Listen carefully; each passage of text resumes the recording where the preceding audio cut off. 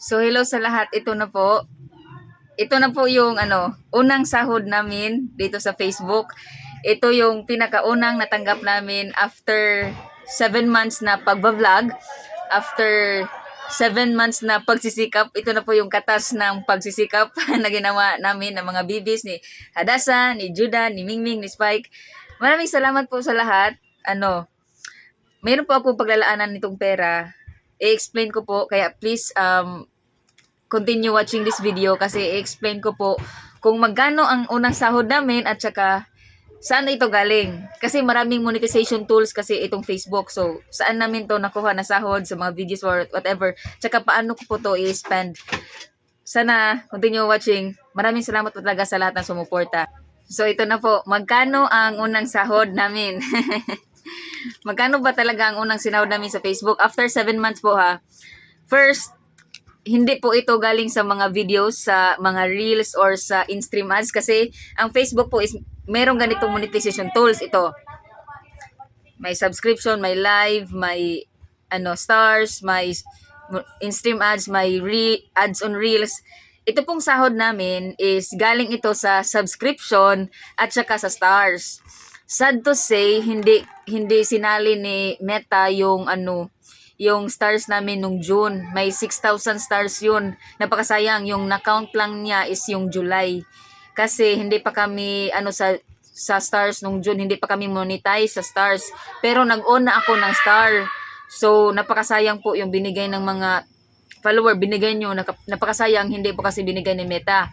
So nung nagsimula kaming ma-monetize sa star, by July na kasi yun. So yun yung na-count lang ni Meta. So napakasayang, kaya umabot siya ng until November pala para ibigay niya yung sahod kasi $100 kasi ang kailangan para makasahod. So ito po is 13,200. $134 is from subscription kasi ilang months din ito sa subscription. Kaya please po, mag-subscribe po kayo sa page namin dito. Hindi po sa YouTube dito sa page kasi napakalaking tulong po ng subscription.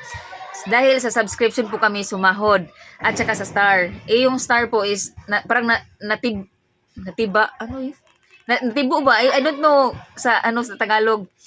Parang nabigay siya in full na nung umabot na siya ng $100. So, hindi talaga siya sa sahod monthly.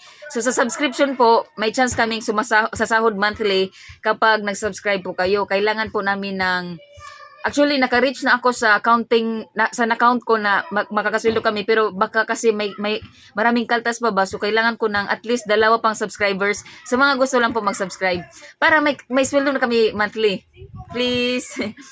So, $102 or $103 nito, siguro nasa 5,000 plus is galing sa stars. So, yung the rest, galing sa subscription. So, maraming salamat po talaga. Anong gagawin ko sa pera? First and foremost, syempre, yung 10% nito, ibibigay ko po sa tithes.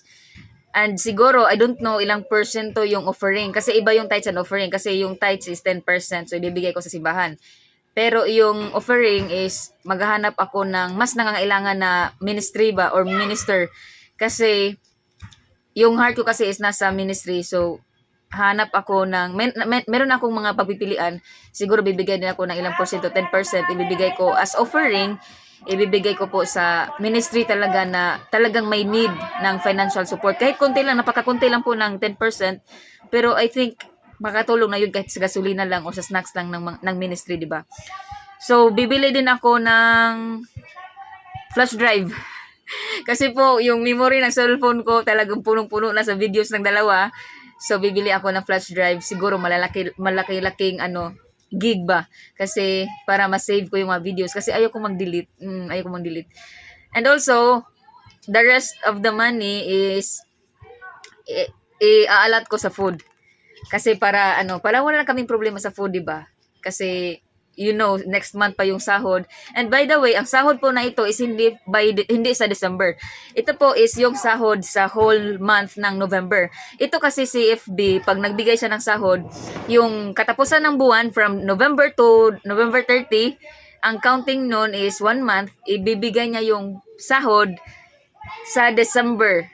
sa December na. So, itong payout namin, natanggap ko to noong December 20. So, may resibo na si Facebook na nagbigay na siya sa akin ng sahod. Pero, na-process yung payment ba, parang nalagay nila na paid na talaga noong December 23. So, after December 23, naghintay. Kaso, kailangan pa ng processing yon from US kasi to Philippines, di ba? Yung transaction ng money. So, what happened was, it took me 1 week. Umabot talaga ng 1 week na paghihintay bago dumating itong sahod. Kaya talagang sobrang saya ko kasi at least hindi naabutan ng another year ba. Thank you, Lord. Maraming salamat po talaga sa inyong lahat at syempre kay Lord. Kung wala yung Panginoon, wala naman talaga to. Kung hindi ito binigyan ng Panginoon sa amin itong blessing dito sa Facebook, wala naman talaga. So, kayo po din yung ginamit ni Lord para makasahod kami. So, maraming salamat po talaga sa panonood ng mga vlogs namin. At saka, maraming salamat sa pag-subscribe po talaga. Napakalaking tulong po yung subscription. So, please subscribe. And I think, yun lang yung naisip ko na gawin dito.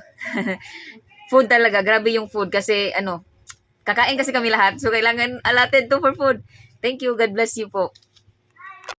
By the way, pahabol lang po. Wala po kami mga sahod pa sa videos. Bakit? Kasi napakakunti po ng sahuran sa videos.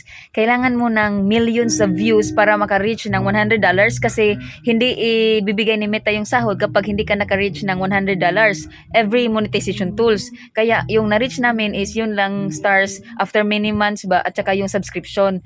Doon lang kasi siya naka-reach ng $100 nung pagkatlipas ng 7 months. So, kailangan talaga na maraming views para makasahod. So, right now, wala pa kaming sahod sa mga videos kasi hindi pa aabot ng $100. Sana, dagdag lang yan, dagdag kaalaman. So, please subscribe.